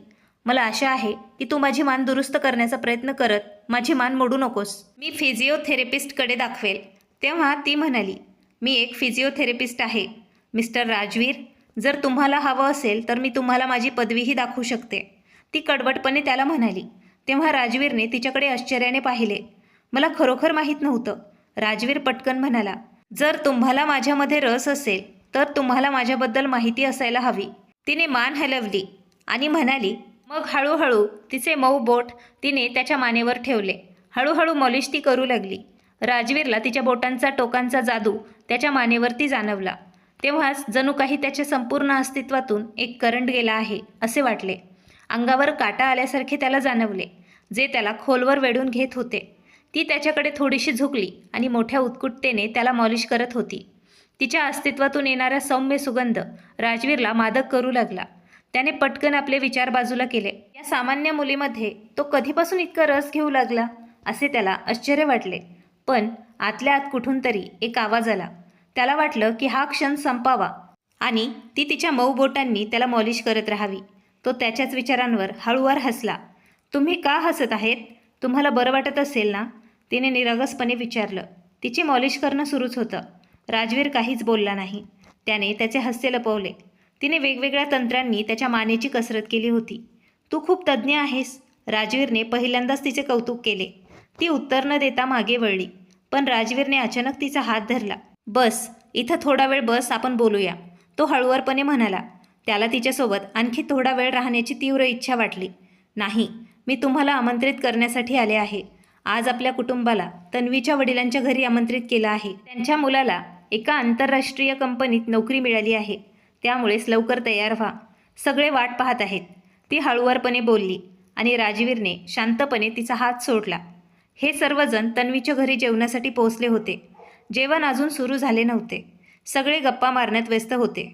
तेव्हाच राजवीर तन्वीला येताना पाहून घाबरला. तिच्या चेहऱ्यावर बोटांचे ठसे उमटले होते. काय झालं? नैनाने उत्सुकतेने विचारले आणि तन्वीने तिच्या आईला मिठी मारत ढसाढसा रडू लागली. सर्वजण लाऊंजमध्ये जमले होते. रडत रडत तन्वीने त्यांना सांगितले की तिच्या पतीने तिला थप्पड मारली आहे. राजवीर आणि इतर सर्वजण संतापले, यशोदा वगळता. यशोदाजींना राजवीरची तन्वीबद्दलची काळजी आवडत नव्हती. त्या तन्वीकडे द्वेषपूर्ण नजरेने पाहत होत्या. मग नैना तिला तिच्या खोलीत घेऊन गेली. दुसऱ्या दिवशी राजवीर उठला आणि कामावर निघणार होता. तेव्हा तन्वी त्याला हाक मारत आली. मी तुझ्यासोबत येईल. कदाचित थोडा वेळ हवामान बदलल्यामुळे मला बरे वाटेल. मी रात्रभर रडत आहे. तन्वी त्याला म्हणाली. हो चल जाऊया. मग तो तन्वीसोबत कामावर गेला. तन्वीच्या आग्रहास्तव तो तिला नाश्त्यासाठी घेऊन गेला. इतक्या दिवसांनी ते दोघं खूप वेळ बोलले. घरी पोहोचल्यावर यशोदा आणि रंजना बाहेर बागेत बसल्या होत्या. ती तुझ्यासोबत गेली? यशोदाजी कठोरपणे म्हणाल्या. हो आई, तिला बरं वाटत नव्हतं. तिने म्हटलं होते की थोडा वेळ चालल्याने तिला बरं वाटेल. राजवीरनं विचारलं, मी नाश्ता करू का? तू काल म्हणाला होतास की तुला लवकर निघावं लागेल. यशोदाने विचारलं. नाही आई, मी अगोदरच तन्वीसोबत नाश्ता केला आहे. तो तिची नजर टाळून त्याच्या खोलीकडे निघून गेला. मागून यशोदाजींनी काळजीने रंजनाकडे पाहिले. ती राजवीरला पायऱ्या चढताना पाहत होती आणि रंजना तिचे ओठ चावत होती. यशोदाजींना तिचे मन रिकामे होत असल्याचे दिसत होते. तिला सर्व काही समजले होते, पण त्यांचा मुलगा त्या मुलीसाठी वेडा होता. आजही तिच्यात त्याला नियंत्रित करण्याची शक्ती होती. त्याच संध्याकाळी रंजनाला तिच्या मैत्रिणीच्या लग्नाला जायचे होते. ती राजवीरची वाट पाहत तयार बसली होती. काही वेळाने तो आत आला आणि तिला पाहून थांबला. तुला कुठेतरी जायचे आहे का? राजवीरने तिला विचारले. मी तुम्हाला काल रात्रीच सांगितलं होतं की मला माझ्या मैत्रिणीच्या घरी जायचं आहे. आज तिचं लग्न आहे. आता लवकर तयार व्हा. मी कपडे काढते. ती म्हणाली. त्याची काही गरज नाही. मी तुझ्यासोबत जाऊ शकत नाही. मला तन्वीसोबत बाहेर जावं लागेल. राजवीर कठोरपणे म्हणाला. मी तुमची पत्नी आहे. तन्वी तुमची पत्नी नाही. माझ्या जबाबदाऱ्या तुमच्या आहेत, तिच्या नाहीत. रंजना कडक शब्दात म्हणाली. तू मर्यादेत राहा. मी तुला माझ्याशी असं बोलण्याचा अधिकार दिला नाही. तू तुझ्या पतीसाठी एवढी महत्त्वाची आहेस असं समजू नकोस. राजवीर तिला थंडपणे म्हणाला. नंतर त्याचे कपडे काढले आणि तो बाथरूममध्ये गेला. तो फ्रेश होऊन तयार झाला. तो तन्वीसोबत बाहेर गेला होता. तर रंजना तिथेच विचारात गळून गेली. अश्रू तिच्या गालांवरून ओघळले. त्यांचं लग्न होऊन 1 महिन्याहून अधिक काळ लोटला होता, पण राजवीरचे तिच्याशी असलेले वागणे दिवसेंदिवस बिघडत चालले होते. तिला आता ते सहन होत नव्हते. तिने अजयला फोन केला. त्यांना परिस्थिती समजावून सांगितली. त्यांना ड्रायव्हरला पाठवण्यास सांगितले. थोड्या वेळाने ती ड्रायव्हरसोबत राजपूत हाऊसमध्ये होती. अजय तिथेच उभा होता. त्याने रागाने त्याच्या मुठी आवळल्या होत्या. जर तो तुझ्याशी वाईट वागत होता तर तू मला अगोदर का नाही सांगितलेस? तू सर्व काही शांतपणे का सहन केलंस? मी तुला हे घर सोडून जाण्यापूर्वीच सल्ला दिला होता. जर तुझा पती तुझ्यासोबत अन्यायाने वागत असेल तर त्याला सोडून इथे ये. तू इतके दिवस सर्व काही सहन का केलंस? अजयचा राग शांत होण्यापासून थांबला नाही. मला माफ करा. मला सर्व काही अगोदरपासूनच माहीत होतं. तानिया हळुवारपणे म्हणाली. मामीने नेहमीच मला पाठिंबा दिला आहे, पण ज्या दिवसापासून मी लग्न केलं त्या दिवसापासून राजवीरचं वागणं पूर्णपणे बदललं आहे. मी काहीही सहन करू शकते, पण तो दुसऱ्या मुलीची काळजी घेतो हे मला सहन होत नाही. ती हळुवारपणे म्हणाली. अजय तिच्या शेजारी बसला. त्यांनी तिला मिठी मारली. रंजना विचारात हरवलेली दिसत होती. रंजनाची आजी रमाजी या देखील अधिकाधिक रागावत होत्या. तू आत्ता त्याच्या बहिणीला तिच्या घरी परत पाठव, रमाजी म्हणाल्या. तेव्हा तानियाने त्यांच्याकडे रागाने पाहिले. तू काय म्हणतेस आजी? यात तानियाचा काय दोष आहे? आपण तिच्या भावाची शिक्षा तिला नाही देणार. हा तिच्यावर अन्याय आहे. आमच्याकडून हे कधीच होणार नाही. रंजना पटकन म्हणाली. ती अगदी बरोबर बोलत आहे. यात तानियाची काही चूक नाही. अजयने तानियाचा हात धरला आणि तिला धीर देत म्हणाला. नंतर तानिया रंजनाला तिच्या खोलीत घेऊन आली. ती बराच वेळ तिथे बसून तिचे सांत्वन करत राहिली. रात्र कशी तरी निघून गेली. सकाळपर्यंत तानिया तिच्या आईच्या घरी पोहोचली आणि तेवढ्यात राजवीर आणि तन्वी बाहेरून परत आले. तुला लाज वाटत नाही का? तू या मुलीमुळे रंजनाचा प्रामाणिकपणा नाकारलास? तानिया त्याच्याकडे पाहत रागाने म्हणाली. मी तिला काहीही बोललो नाही. ती स्वतःहून हे घर सोडून गेली आहे. राजवीरने मान हलवली. पण ती तुझ्यामुळेच निघून गेली नाही का? तानिया कडवटपणे म्हणाली. मी असं काहीही केले नाही. आणि जर तुला वाटत असेल की मी तुझं घर उद्ध्वस्त करत आहे तर मी जाऊन त्यांची माफी मागतो आणि तिला परत घरी आणतो. तो मान हलवत म्हणाला. तुला माहीत असावं म्हणून सांगते. माझं घर उद्ध्वस्त होणार नाही. माझ्या सासूबाईंनी मला काल घराबाहेर पडायला सांगितलं होतं, पण माझ्या पतीने आणि रंजनाने त्यांना विरोध केला. माझ्या सासूसमोर त्यांनी मला पाठिंबा दिला. ते अशा प्रकारचे लोक आहेत. पण मला तुझ्याबद्दल वाईट वाटतं. तू तुझी थुंकी स्वतः चाटत आहेस. दात खात तानिया म्हणाली. गप्प बस. तुला तुझ्या भावाबद्दल असं बोलायला लाज वाटत नाही का? राजवीर रागाने ओरडला. यापेक्षा जास्त बोलण्याची माझ्यात हिंमत आहे. मला गप्प करण्यासाठी तू आणखी काय करू शकतोस? तुला माझे शब्द खूप कठोर वाटले का? फक्त एवढंच नाही, पूर्णपणे विचार कर. ती मुलगी जिने तुला सर्वांनी नाकारलं तेव्हा तिने स्वीकारलं. तू आता तिला नाकारून त्या तन्वीकडे परत जात आहेस आणि तू पण तिला स्वीकारत आहेस. तू या नात्याला काय नाव देणार? ती उपहासाने म्हणाली. पण मी असं काहीही केलं नाही. हो, मी तिला धीर देण्यासाठी तिच्यासोबत उभा आहे. तिच्या पतीने तिला खूप छळले आहे. जर त्याच्या जागी दुसरं कोणी असतं तर मी असंच केलं असतं. राजवीर पटकन म्हणाला. तू केलेल्या अत्याचारांबद्दल काय म्हणणे आहे तुझे? तुला स्वतःच्या पत्नीचा अनादर करण्याची लाज वाटली नाही? तू तिच्या भावना चिरडत राहिलास. तुला तन्वीचं दुःख समजतं, पण का? याचं काय कारण आहे? तुला कदाचित बरोबर आणि चूक काय आहे हे माहीत नसेल, पण ती जाणते, म्हणूनच तिने तुला सोडलं. तिने तुझी क्रूरता का सहन करावी? मी तिच्यासारख्या गोड आणि निष्पाप मुलीला तुमच्या स्वाधीन करून खूप मोठी चूक केली. तू तिच्या नखाच्या टोकालाही पात्र नाहीस, तानिया म्हणाली. आणि मग तन्वी आणि राजवीरकडे नापसंतीने पाहत तिने तिची पर्स उचलली आणि तिथून निघून गेली. तानियाच्या बोलण्याने राजवीरचे मन हदरले. तो त्याच्या खोलीत परतला आणि बराच वेळ रागाने इकडे तिकडे फिरत राहिला. तयार झाल्यावर तो डिपार्टमेंटला निघून गेला, पण काही कारणास्तव त्याचे मन दिवसभर रंजनावर केंद्रित राहिले. 2 दिवसांनी जेव्हा तो रात्री घरी परतला तेव्हा तन्वीचा पती आला होता. तेव्हाच तन्वी त्याच्यासोबत बसली होती. त्याला कोणताही मत्सर किंवा जळण जाणवली नाही. तन्वी निघून गेल्यावर तो समाधानी झाला. तो तिथेच थोडा वेळ गप्पा मारत बसला. नंतर जेवला आणि त्याच्या खोलीत परत गेला. खोलीत त्याला एकटेपणा का त्रास देऊ लागला हे त्याला माहीत नाही. दुसऱ्याच दिवशी सकाळी तो राजपूत हाऊसमध्ये पोहोचला. तेव्हा सर्वजण नाश्ता करत होते आणि त्याला पाहून सर्वांचे चेहरे आश्चर्याने उजळले. पण कोणीही काहीही बोललं नाही. मला रंजनाला भेटायचं आहे, तो नजर हटवत म्हणाला. मी मोलकर्णीला बोलवायला सांगेन. जर ती आली तर ठीक आहे, अजय कठोर शब्दाने म्हणाला. नंतर मोलकर्णीने तिला सांगितले राजवीर आला आहे. तेव्हा तिने त्याला भेटण्यास स्पष्ट नकार दिला. तो त्याचे ओठ चावत परत निघून आला. तो रागावला होता, पण काही कारणास्तव त्याचं मन तिला पाहण्यासाठी तळमळत होतं. त्या रात्री तो बराच वेळ बेडवर पडून राहिला, पण त्याला झोप येत नव्हती. तो गोंधळून उठला, त्याच्या गाडीच्या चाव्या घेतल्या आणि परत तो राजपूत हाऊसमध्ये गेला. तो टेरेसवरून भिंतीच्या पाईपवरून चढून रंजनाच्या रूममध्ये गेला. रंजना तिचे केस मोकळे ठेवून उशी तिच्या हातात धरून झोपलेली आढळली. तो हळूहळू जवळ गेला आणि तिच्या शेजारी बसून पहिल्यांदाच पूर्ण अधिकाराने तिच्याकडे पाहत राहिला. गव्हाळ रंग, जाड कुरळे केस, काळ्या पापण्या तिच्या मऊ गालांवर सावली देत होत्या. सरळ नाक आणि गुलाबी ओठ. ती इतकी सुंदर नक्कीच होती की एकदा परत तिच्याकडे पाहण्याचा मोह होत होता. तिचे रेशमी केस खूप सुंदर दिसत होते. तो उशी बाजूला करत तिच्या जवळ आला. त्याने तिला मिठीत घेतले. तिच्या केसांचा सुगंध त्याला शांत करत होता.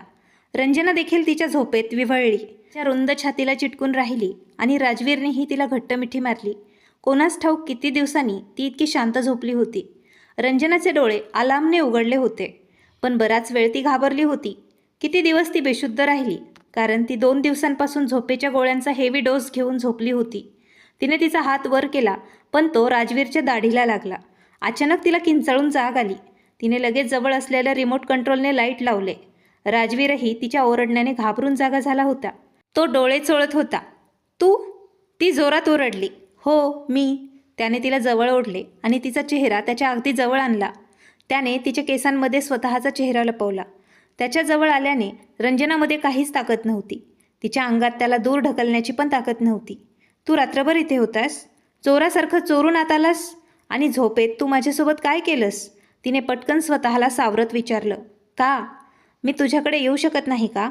जर तू मला भेटायला नकार दिलास तर मला दुसरा मार्ग निवडावा लागेल, बरोबर? तुला मी आता काही करणार नाही. त्याने तिच्या नाकाला त्याचं नाक लावलं. तिच्या मऊ ओठांना हळुवारपणे स्पर्श करत अतिशय गंभीर स्वरात तो म्हणाला. तुला माझ्यात रस नसताना तू हे सर्व का करत आहेस? मग असं का? तुला कोणी सांगितलं की मला तुझ्यात रस नाही? आणि तू एकदाही विचार केला नाहीस की जर तू असं घर सोडून गेलीस तर माझं काय होईल? तुला माहीत आहे मी किती एकटा पडलो होतो? त्याने तिच्या काळ्या डोळ्यात डोकावून म्हटलं. तुम्ही कुठे एकटे होतात? ती तुमची तन्वी होती ना? रंजना असं म्हणत त्याला मागे ढकलण्याचा प्रयत्न केला, पण त्याने तिची पकड घट्ट केली. ती माझ्या आयुष्यातून निघून गेली, म्हणून तू माझ्या आयुष्यात आलीस. आता तू इथे आहेस, दुसरं कोणीही आत येऊ शकत नाही. तन्वी 2-3 दिवसांपूर्वीच तिच्या घरी निघून गेली आहे. असो, आपण घरी पोहोचल्यावर बाकीच्या गोष्टींबद्दल बोलू. लवकर तयार हो, आपण आत्ता घरी जात आहोत. तो तिला सोडत म्हणाला. मला कुठेही जायचं नाही, ती उदासपणे त्याला म्हणाली. मी तुला उचलून घेऊन जाईल. आता तुझ्याकडे दुसरा पर्याय नाही. एकतर तू नीट चालशील, नाहीतर मी तुला जबरदस्तीने इथून घेऊन जाईन, तो तिला म्हणाला. त्याचे ओठ तिच्या कानांजवळच होते. रंजनाचा जीव धोक्यात आला. घाबरत तिने त्या देखण्या माणसाकडे पाहिलं, जो तिला अचानक बदललेला दिसत होता. जेव्हा तन्वी परत येईल तेव्हा तुम्ही पुन्हा माझ्याकडे दुर्लक्ष करायला सुरू करणार. तुम्ही जर हे सर्व तानियामुळे करत असणार तर हे करण्याची काही गरज नाही. काळजी करू नका, मी तिचं घर उद्ध्वस्त होऊ देणार नाही. काळजी करू नका, मी त्या दिवशी सहजच तुम्हाला म्हटले होते, मी कधीही कोणाचं घर किंवा हृदय उद्ध्वस्त करत नाही. ती हळू आवाजात म्हणाली. हे झाशीची राणी, तू अशी चांगली दिसत नाहीस. तू भांडत असतानाच चांगली दिसतेस. तो असं म्हणत त्याचे ओठ एकामागून एक तिच्या डोळ्यांवर ठेवत होता. लवकर उठ आणि तयार हो, नाहीतर मी वाहून गेलो तर काही तक्रार करू नकोस. त्याच्या डोळ्यातले भाव पाहून ती पटकन तयार व्हायला निघाली. जेव्हा ते दोघं खाली आले तेव्हा सर्वजण त्यांना पाहून आश्चर्याने त्यांच्याकडे पाहत होते. राजवीरने सर्वांची माफी मागितली आणि तिला तो घरी घेऊन आला. वाटेत त्यांनी नाश्ता केला. जेव्हा ते घरी आले तेव्हा यशोदाजी त्यांना पाहून खूप आनंदी झाल्या. राजवीर त्याच्या ड्युटीसाठी निघून गेला होता आणि ती दिवसभर स्तब्ध होऊन इकडे तिकडे फिरत होती. तिला अजूनही तिच्या अस्तित्वात राजवीरचा सुगंध जाणवत होता. जणू त्याचा स्पर्श तिच्या अस्तित्वातच शिरला होता.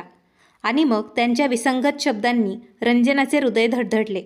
तिचा चेहरा लाजेने गुलाबी झाला. तिला राजवीरची खूप आठवण येत होती. मग कोणास ठाऊक तिच्या मनात काय आलं. तिने यशोदाजींना विचारून तिने राजवीरसाठी बिर्याणी बनवली. ती तयार झाली. तो येण्यापूर्वीच ती बाहेर आली तेव्हा राजवीर आधीच घरी पोहोचला होता. जेवणादरम्यान जेव्हा यशोदाजींनी त्याला सांगितले की आज रंजनाने बिर्याणी बनवली आहे, तेव्हा राजवीरने ती आणखी आवडीने खाल्ली. त्याला असं खाताना पाहून रंजनाला खूप आनंद झाला. जणू काही तिच्या कष्टाचं फळ तिला मिळालं आहे असे वाटत होते. तिने गुपचूप स्वयंपाकाच्या सर्व युक्त्या शिकण्याचा आता निर्णय घेतला होता. राजवीरने तिच्यासाठी एक खास सरप्राईजची योजना आखली होती. तेच पाहण्यासाठी तो मागच्या बाजूने टेरेसवरती गेला. सर्व व्यवस्था केल्यानंतर तो खाली आला, पण तेव्हा रंजना झोपी गेली होती. राजवीरने तिचा खांदा हलवला आणि ती अचानक उठली. काय झालं, तिने आश्चर्याने विचारलं. माझ्यासोबत चल, राजवीर तिला म्हणाला. तिचा हात धरून तो तिला टेरेसवर घेऊन गेला. तिथे बराच अंधार होता. राजवीरने हातातल्या रिमोट कंट्रोलचे बटन दाबले आणि तेजस्वी प्रकाशाने रंजनाचे डोळे विस्फारले. मग तिने हळूच तिचे डोळे उघडले तेव्हा जमिनीवर एक गुलाबाचा बेड पसरलेला दिसला. छताच्या मध्यभागीच एक बेडसारखा सेटअप लावलेला दिसत होता, ती देखील सजवलेला. हे काय आहे, तिने आश्चर्याने विचारलं. ही माझी आवडती जागा आहे. मी नेहमीच उन्हाळ्यात इथेच झोपतो, राजवीर तिला म्हणाला. एक दीर्घ श्वास घेत आणि थंड हवेचा आनंद त्याने घेतला. माझ्यासारख्या सामान्य दिसणाऱ्या व्यक्तीसाठी एवढी तयारी का केली? तू एक सामान्य मुलगी नाहीस, तू एक खूप खास मुलगी आहेस. मी तुझ्यावर मनापासून प्रेम करतो. माझी थट्टा करण्यासाठी हेच तुम्हाला आठवलं का? राजवीर तिच्या बोलण्यावर हसला आणि म्हणाला. अरे, मी तेच ऐकण्याची वाट पाहत होतो. मला सांग, मी फक्त तुझी थट्टा करण्यासाठीच इतकं गोड आणि रोमॅन्टिक वातावरण निर्माण करेल का? हे खूप जास्त होत आहे यार, राजवीर रागाने तिला म्हणाला. तुम्ही एवढे दिवस माझी थट्टाच करत आले आहात, म्हणूनच अचानक तुमचं प्रेम पाहून कोणाला पण गोंधळ निर्माण होईल. ती तिच्या समोर असलेल्या बेडसारख्या सेटअपवर बसली आणि तिने त्याला विचारलं. बाय द वे, तुम्ही हा बेड कधी बनवला? हा एक मोठा सिमेंटचा बेड आहे, जो मी 5 वर्षांपूर्वी बांधला होता, कारण मला वरच्या मजल्यावर झोपायला खूप आवडतं. पण हे सर्व पडदे पावसात ओले होणार नाहीत का? तिने आश्चर्याने विचारलं. मी ते पडदे लगेच खाली उतरवून धुवायला टाकतो. आता जर तुझे प्रश्न संपले असतील तर तू मला सांग, तुला काय म्हणायचं आहे? राजवीरने तिचा हात त्याच्या हातात घेत म्हणाला. रंजनाने घाबरून तिचा हात सोडवला आणि ती दूर जाऊन उभा राहिली. त्याने आधीच आपले हेतू तिला सांगितले होते. आता तो क्षण आला होता. रंजना घाबरली. काय झालं? राजवीरने तिच्या स्थितीकडे पाहत विचारलं. ते मला झोप येत आहे. तेव्हा तो आश्चर्याने म्हणाला. इथे मी तुझ्याशी इतक्या प्रेमाने बोलण्याचा प्रयत्न करत आहे आणि तू मला सांगत आहेस की तुला झोप आली आहे? राजवीर तिच्यावर ओरडला. मला तुमचे अचानक गोड वागणे काही पचत नाहीये. तू वेडी आहेस का? राजवीरने तिचा हात धरला आणि तिला जवळ ओढले. तेव्हा रंजनाचा तोल गेला आणि ती त्याच्यावर पडली. राजवीरने तिच्या केसांचा आंबाडा सोडवला. तिच्या केसांचा सुगंध थंड हवेतून पसरला. त्याने तिचे केस हातात घेऊन पाहिले. तुला माहीत आहे रंजना, तुझे केस माझी कमजोरी आहेत. राजवीरने तिला जवळ ओढत मध्यधुंद स्वरात म्हटले. राजवीर, टेरेसवर कोणीतरी येईल, ती लाजत म्हणाली. येऊ दे, तो स्वतःहूनच परत जाईल. तो हळुवारपणे तिला बोलला. रंजना अस्वस्थ झाली होती. जर पाऊस पडला तर? येऊ दे, पावसात भिजायला आणखी छान वाटेल. रंजनाने घाबरून तिचा चेहरा त्याच्या छातीत लपवला. राजवीरने तिच्या कानात हळुवारपणे कुजबजले आणि मोठ्या अधिकाराने तिला आपल्या जवळ घेतले. त्याच्या मनात तिच्याबद्दल आता प्रेम निर्माण झाले होते. त्याचा मऊ उबदार श्वास तिच्या गालांवर जाणवत होता. तिच्यावर तो प्रेमाचा वर्षाव करू लागला. रंजना वेगळ्याच जगात गेल्यासारखं तिला वाटत होतं. कधी राजवीरच्या बोटांचा खेळकरपणा, कधी त्याच्या ओठांचा मऊ स्पर्श. जणू ती जळत्या अंगारासारखी झाली होती असे तिला वाटत होते. तो हळूहळू तिच्यावर त्याच्या प्रेमाचा वर्षाव करत होता. तिच्या जळत्या भावनांना शांत करत होता. जेव्हा रंजना सकाळी उठली तेव्हा ती तिच्या खोलीत तिच्या बेडवर होती. काय हे? म्हणजे मी स्वप्न पाहत होते, पण स्वप्न वास्तवासारखं का वाटत आहे? रंजना हळूच स्वतःलाच बडबडली. काही स्पष्ट क्षण तिच्या मनात चमकले. तेव्हा ती लाजली. मी अशी गोष्ट स्वप्नात पाहणे इतकी निर्लज्ज नक्कीच नाही. मग विचारात हरवून ती उठून बसली. दार उघडले तेव्हा राजवीर होता. ती घाबरून उभी राहिली. त्याला पाहून तिला त्याच्या हाताचा स्पर्श जाणवला होता. तेव्हा तिचे हृदय धडधडले. तिने पटकन त्याच्यापासून दूर जाण्याचा प्रयत्न केला. तिचा चेहरा लाजेने लाल झाला. काय झालं? राजवीरने आश्चर्याने विचारलं. ते रात्री आपण टेरेसवर होतो का? तू मला प्रश्न विचारत आहेस का? राजवीरने डोळे विस्फारून पाहत तिला विचारले. सॉरी, ती घाबरून म्हणाली. नंतर बाथरूमकडे जाऊ लागली. तेव्हा राजवीर पुढे आला आणि रस्ता अडवत तिला म्हणाला. रंजू बाळा, काय झालं? त्याच्या प्रेमळ हाकेला ती मागे वळून त्याच्याकडे पाहतच राहिली. तुला काय झालं आहे? तू एवढी गोंधळलेली का दिसत आहेस? तिच्या कमरेला धरून जवळ ओढत राजवीरने तिला विचारले. तू अजूनही रात्रीबद्दल गोंधळात आहेस का? बरं, मी तुला सांगतो. काल रात्री मी तुला दिलेलं सरप्राईज आणि काल रात्री आपल्यात जे काही घडले ते खरं होतं, स्वप्न नव्हतं. आणि तू इतकी गाढ झोपलीस त्यामुळे मी तुला उचलून खाली आणले. तसे तू बरोबर बोलत होतीस. पाहणाऱ्याची नजर चांगली असली पाहिजे. तू खरोखरच खूप सुंदर आहेस. त्याने तिला जवळ ओढले आणि तिच्या कपाळावर ओठ ठेवले. रंजनाला एक दिलासा मिळाला, पण लाजळूपणामुळे ती राजवीरच्या नजरेत पाहू शकली नाही. मला वाटले की हे काल रात्रीचं स्वप्न आहे, ती घाबरतच त्याला म्हणाली. रंजू, हे सर्व खरं आहे, स्वप्न नाही. आणि हो, मी हे तुझ्यासाठी भेट म्हणून आणलं होतं, पण काल रात्री तुला ते द्यायला मी विसरलो. राजवीरने तिच्याकडे एक बॉक्स पुढे करत तो म्हणाला.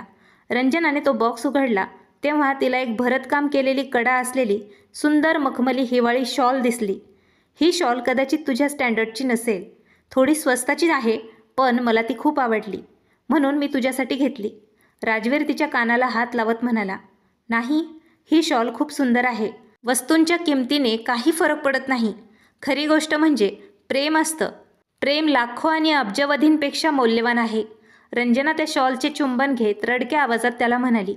अगं, तू का रडत आहेस? राजवीरने तिचा चेहरा हातात घेत तिला विचारले. तुला माहीत आहे राजवीर, माझे वडील माझ्या आईला खूप मारायचे. ते तिला कुरूप म्हणत टोमणे देखील मारायचे. नंतर त्यांनी तिला घटस्फोटही दिला, कारण तो माझा व्यापार करू इच्छित होता. सर्व काही संपलं, पण मला भीती वाटत होती. जर मी माझ्या दिसण्यामुळे माझ्या पतीचं मन जिंकू शकले नाही तर काय होईल? पण माझ्या मामांनी मला हे जाणवून दिलं की मी देखील सुंदर आहे, कारण नम्रता आणि पवित्रता हेच खरं सौंदर्य आहे. या सौंदर्याचं रक्षण केल्याने माणूस आणखीन सुंदर दिसू शकतो. आज मला प्रेमाचा आदर देऊन तुम्ही मला आणखी सुंदर बनवलं आहे, ती रडक्या आवाजात त्याला म्हणाली. मी तुला वचन देतो रंजना, तुला मी कधीही दुखवणार नाही. नेहमीच तुझ्यावर मी माझ्या प्रेमाचा वर्षाव करेल. तिच्या डोळ्यांचं चुंबन घेत राजवीर तिला विश्वासाने म्हणाला. रंजनाने तिचे डोके त्याच्या छातीवर ठेवले आणि दोघं डोळे मिटून बराच वेळ तिथेच उभा होते. काही महिन्यानंतर तन्वीच्या पतीने दुसऱ्या मुलीशी लग्न केलं होतं. तन्वीने त्याच्याशी त्याबद्दल वादही घातला होता. तेव्हा तिचा पती तिला म्हणाला होता, त्याच्याकडे 2 बायका सांभाळण्याची ताकद आहे, म्हणूनच त्याने तिच्याशी लग्न केलं. पण ती त्याच्यासोबत राहू शकते, म्हणूनच काही हरकत नाही. पण तन्वीने त्याच्यापासून घटस्फोट घेतला होता. ती घरी आल्यापासून राजवीर तिला एकदाही भेटायला गेला नव्हता. पण त्याला आणि रंजनाला दररोज एकत्र आनंदित पाहून तिला हेवा वाटत होता. म्हणूनच आज ती थेट राजवीरच्या खोलीत आली होती. तो नुकताच बाथरूममधून बाहेर आला होता आणि वॉर्डरोबमध्ये त्याचे कपडे शोधत होता. तन्वी मागून आली आणि तिने त्याला मिठी मारली. स्वीटहार्ट, हे प्रेम नंतर तू करू शकतेस. अगोदर वॉर्डरोबमधले माझे कपडे शोधून काढ. तो हसतच म्हणाला. पण रंजना दाराजवळ दगडासारखी उभे असलेली पाहून तो घाबरला आणि त्याच्या शेजारी उभ्या असलेल्या तन्वीकडे त्याने आश्चर्याने पाहिले. ती आत त्याचा हात धरून त्याच्या खांद्यावर डोकं ठेवून उभा होती. रंजना एकही शब्द न बोलता मागे वळली. व्हॉट द हेल, हा काय उद्धटपणा आहे? तू माझ्या खोलीत अशा प्रकारे कशी काय येऊ शकतेस? आणि मला स्पर्श करण्याची तुझी हिंमत कशी झाली? तो तन्वीचा हात जोरात झटकत म्हणाला. राजवीर, तू माझ्यावर प्रेम केलंस. ही काळी रंजना तुझ्या लायकीचीच नाही. आपल्या दोघांना एकत्र आरशात बघ. आपण किती दोघं सुंदर दिसतो. आपल्या जोडीला सूर्य आणि चंद्र म्हटले जाईल. मी त्या माणसाला खूप कंटाळले होते. सुदैवाने त्याने मला घटस्फोट दिला आहे. आता आपल्याकडे संधी आहे. आपण एकत्र राहू शकतो. प्लीज राजवीर, तन्वी त्याच्या जवळ येत त्याला विनवणी करत म्हणाली. तेव्हा त्याने तिला दूर ढकलले आणि तिच्याकडे द्वेषाने पाहत म्हणाला, तुला काय वाटतं? तू अशा गोष्टी करशील आणि मी पुन्हा तुझ्यावर पुन्हा प्रेम करेन? एकदा एखादी स्त्री पुरुषाच्या हृदयातून निघून गेली तर ती कधीही तिचं स्थान परत मिळवू शकत नाही. नक्कीच तुझ्यासारखी स्त्री तर मनात परत कधीच बसणार नाही. तू काय म्हणालीस? आपली जोडी चंद्र आणि सूर्यासारखी दिसेल? हे फक्त बोलणं आहे. मी तुझ्यासारख्या मुलीसोबत 1 मिनिटही राहू शकत नाही. देवाने मला माझ्या स्वतःच्या स्वभावासारखी मुलगी दिली आहे. ती माझ्यावर खूप प्रेम करते आणि मी तिच्यावर खूप प्रेम करतो. आम्ही एकत्र खूप सुंदरही दिसतो. तुला माहीत आहे का, तू तिच्यापेक्षा जास्त सुंदर आहेस, पण तिचं हृदय तुझ्यापेक्षाही कित्येक पटीने सुंदर आहे. ती मनाने खूप सुंदर आहे. ती अशा प्रकारची व्यक्ती नाही जी नातेसंबंध खराब करते. जर तू पुन्हा माझ्याशी कधीही निरर्थक बोललीस तर मी तुझं तोंड फोडेल. पुन्हा माझ्या खोलीत येण्याची हिंमतही करू नकोस. तो तिरस्काराने आणि रागात बोलत राहिला. तन्वी आश्चर्याने त्याच्याकडे पाहत राहिली. नंतर तो पटकन रूममधून बाहेर आला आणि रंजनाच्या शेजारी जाऊन बसला. ती हॉलमध्ये सोफ्यावर बसून रडत होती. तू विधवा झाली आहेस का? तू असा शोक का करत आहेस? तेव्हा ती जवळ आली आणि त्याच्या तोंडावर हात ठेवत चिडून म्हणाली, तुम्ही हे काय बोलत आहात? काहीही अशुभ बोलू नका. तो तिच्या तोंडावर ठेवलेला हात काढून रागाने म्हणाला, तू माझ्याशी लढताना नेहमीच सिंह असतेस आणि तुझ्या हक्कांबद्दल बोलत राहतेस. आज जेव्हा तुला बोलण्याची संधी मिळाली तेव्हा तू काहीही बोलली नाहीस. तिथून तू गप्प परत निघून आलीस. तिच्याकडे तक्रार करणाऱ्या नजरेने पाहत तो तिला म्हणाला, मी स्वतःहून तिथून परत आले आहे कारण मला माहीत आहे की तुम्हाला ती आवडते. जर तिला तुमच्या आयुष्यात यायचं असेल आणि तुम्हाला तिला स्वीकारायचंच असेल तर ठीक आहे, मी बाजूला होते. ती डोकं खाली करत म्हणाली, मी तुझ्या तोंडावर जोरदार चापट मारेल. तू स्वतःला काय समजतेस? मी इतका वेळ तुझा पाठलाग करत होतो. मी वेड्यासारखं तुझ्या मागे धावलो. आताही तिच्याशी भांडण करून मी तुझ्याकडे आलो आहे. जर मला तिला स्वीकारायचंच असतं तर मी तुला विचारलं नसतं किंवा तुझी परवानगीही मागितली नसती. जर तू यानंतर असा मूर्खपणा चालू ठेवलास तर मी अक्षरशः तुझं तोंड फोडून टाकेल. तू विनाकारण माझं डोकं खात आहेस. बघा, तुम्ही असं बोलतात. जर तुम्ही माझ्यावर प्रेम करत असतात तर असं बोलले नसतात. तीही रागाने बोलली. तेव्हा राजवीरने तिला स्वतःजवळ ओढलं. तिला मिठी मारली. अगं माझी झाशीची राणी, तू माझ्यासोबत नेहमीच लढायला तयार असतेस. तू मला समजू शकत नाहीस का? मी आता तुझ्यावर प्रेम करतो. तो असं म्हणत तिच्या कपाळावर एक सौम्य स्पर्श करत होता. रंजनाचा चेहरा लाजेने लाल झाला होता. तन्वी तुम्हाला काय म्हणाली? तिने राजवीरच्या डोळ्यात पाहून विचारले. तेव्हा तो हसला. तिने मला प्रपोज केलं. लगेचच रंजना त्याच्यापासून दूर झाली. मग तुम्ही काय म्हणाले? मी विचार करून तुला कळवेन असं तिला म्हणालो. त्याने त्याचे हास्य दाबले. रंजना त्याच्याकडे अविश्वासाने पाहत होती. तिचा चेहरा लाल झालेला पाहून तो जोरजोरात हसू लागला. प्रत्युत्तरात तिने अश्रूंनी भरलेल्या डोळ्यांनी त्याच्या खांद्यावर चापट मारली. तो हसला आणि डोळे बंद करून तिला पुन्हा मिठीत घेत म्हणाला, तूच माझं आयुष्य आहेस. माझ्या मनात आता दुसरं कोणालाच जागा नाही. माझे आयुष्य आता पूर्ण झाले होते. राजवीर आता रंजनाशिवाय जगण्याचीही कल्पना करू शकत नव्हता. प्रेमाला सौंदर्याची आवश्यकता नसते आणि सौंदर्यालाही शृंगाराची आवश्यकता नसते. देव फक्त तेच लिहितो जे एखाद्या व्यक्तीच्या नशिबात असतं. ज्याचे हृदय दयाळू असते त्या व्यक्तीला कदर करणारी व्यक्ती मिळाली तर त्याचे नशीबच बदलते. रंजनासोबतही असेच काही घडले. तिला नेहमीच भीती वाटत होती की तिला कसा पती मिळेल. तिच्या प्रार्थनेत तिने फक्त देवाकडे तिच्या नशिबात येणारा पती चांगला असावा अशी प्रार्थना केली. देवाने तिच्या प्रार्थनेचे फळ तिला राजवीरच्या रूपात दिले, जो केवळ मनानेच सुंदर नव्हता तर राजकुमारासारखा दिसत देखील होता. दुसरीकडे एकेकाळी सौंदर्याचा प्रेमी असलेल्या राजवीरला हे जाणवले की फक्त रंजनासारखीच मुलगी त्याचे आयुष्य चांगले बनवू शकते. ती फक्त त्याच्या आयुष्यात चांगलं करू शकत नाही तर तिने त्याला पण चांगलं बनवलं. ते एकत्र परिपूर्ण होते. ते दोघं भांडायचे पण एकमेकांशिवाय राहू शकत नव्हते. तर मित्रांनो, तुम्हाला आजची कथा आवडली असेल तर कमेंट सेक्शनमध्ये नक्कीच सांगा. जर तुम्हाला कथा आवडली असेल तर एक लाईक नक्की करा. अशाच नवीन आणि रोमॅन्टिक कथा आणि बाकी सर्व कथांसाठी चॅनलला सबस्क्राईब करायला विसरू नका. भेटूया एका नवीन कथेसोबत. तोपर्यंत धन्यवाद.